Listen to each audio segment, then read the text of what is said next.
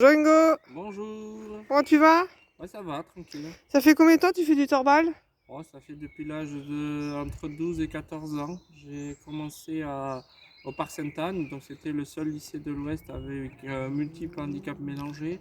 Donc il y avait des gens sur fauteuil, des gens qui entendaient mal, des gens qui parlaient mal, des mâles et non-voyants, et on jouait au torbal sans bandeau. Et on faisait de sacrées parties. Après, j'ai connu l'Attaque Toulouse. Donc avec l'Attaque Toulouse, on est parti en championnat.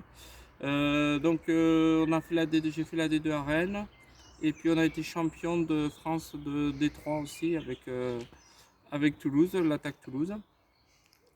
Par la suite, j'ai fait une sorte de longue pause. J'ai eu un petit souci au niveau des yeux. Et donc j'ai repris ça de... J'ai repris, on va dire, je suis allé donner un petit coup de main, rencontrer les collègues à Nantes, parce que je suis arrivé à Nantes. Donc là, j'ai rencontré Jackie, Maurice, Elodie, Aurélie, Amélie, Aurélien, je dois en oublier, Ava, Sandrine, Sébastien, que vous connaissiez Philippini. Il y a encore qui que j'ai oublié, il y a Mamed aussi, il y en a encore, je réfléchis un petit peu, 2 secondes. Il y avait qui encore, il y avait, oui, Joël, Joël, Jackie, Agathe. Agathe. Ah, il devait y avoir, comment il s'appelle, Sébastien. Sébastien aussi, un très bon joueur aussi je crois qu'il a fait l'équipe de France aussi. Donc voilà, je les ai rencontrés un petit peu, mais j'ai pas joué vraiment. Je suis allé un peu comme ça, un peu en touriste. Et puis après, j'ai commencé vraiment à reprendre. C'était en 2012 avec Don Bosco. Et puis donc en tant que joueur, donc on est allé se promener un petit peu à Laval. On a joué, on a fait un joli match amical. C'était aussi au Mans, donc très beau souvenir avec David.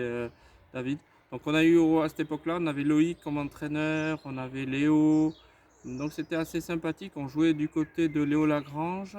Après on a joué aussi du côté du centre-ville de Nantes. C'était le gymnase Jules Verne. Voilà. Et puis après on a organisé quand même le championnat des filles.